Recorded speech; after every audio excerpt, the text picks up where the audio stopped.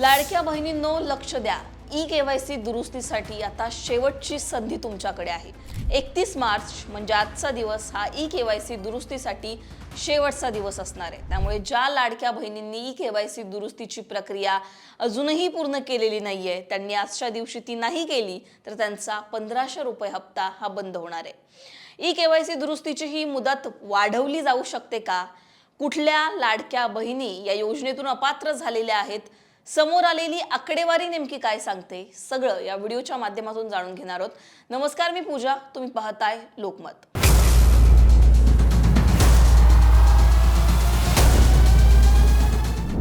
लाडकी बहीण योजना 2025च्या विधानसभा निवडणुकीमध्ये सरकारनं ही योजना आणलेली होती. ज्या गरजू महिला आहेत, ज्या महिला आर्थिक दृष्ट्या दुर्बल आहेत, अशा महिलांसाठी सरकारनं ही लाडकी बहीण योजना आणलेली होती. ज्या महिलांचं उत्पन्नही 2.5 लाखांच्या आत आहे, त्या महिलांना या योजनेचा लाभ घेता येणार होता. सरसकट सुरुवातीला अनेक महिला ज्या आहेत या पात्र ठरल्या. जवळपास सगळ्याच महिलांच्या खात्यामध्ये सुरुवातीला लाडकी बहीण योजनेचे 1500 रुपये येऊ लागले.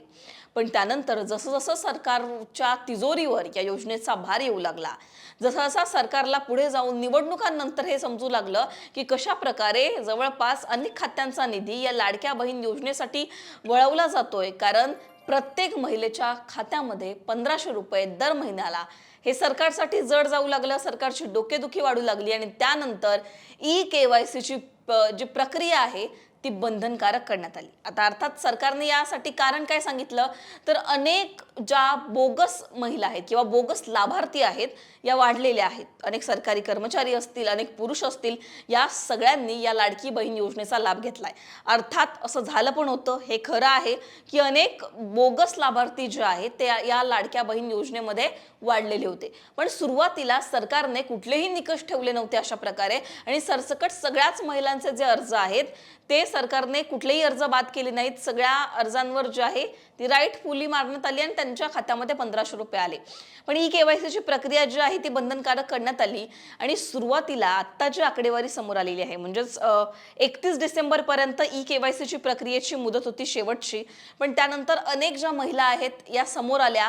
त्यांचं असं म्हणणं होतं की आमचा जो फॉर्म आहे ई-केवायसीचा हा आमच्याकडून चुकीच्या रीतीने भरला गेलेला आहे किंवा आम्हाला ते कळालं नाही, त्यावेळेला हो किंवा नाहीच्या पर्यायामध्ये कुठेतरी गल्लत झाली आणि अशामुळे आम्ही निकषांमध्ये येत असताना सुद्धा आम्हाला 1500 रुपये हप्ता येत नाहीये, तो अचानक बंद झालेला आहे.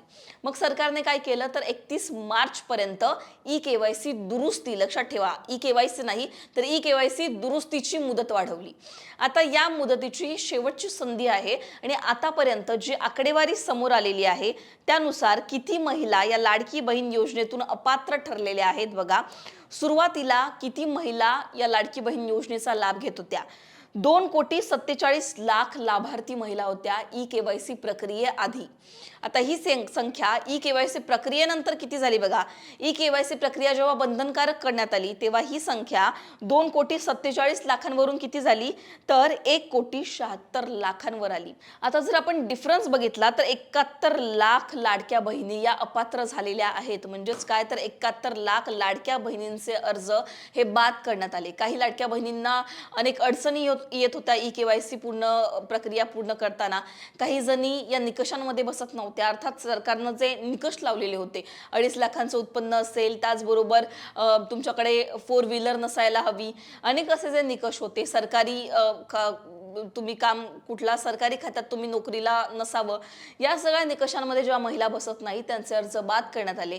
पण अशा अनेक महिला होत्या ज्यांच्याकडे ई-केवायसी प्रक्रिया करताना त्यांना अडचणी येत होत्या, निकषांमध्ये बसताना सुद्धा त्यांचे अर्ज बाद झालेले आहेत.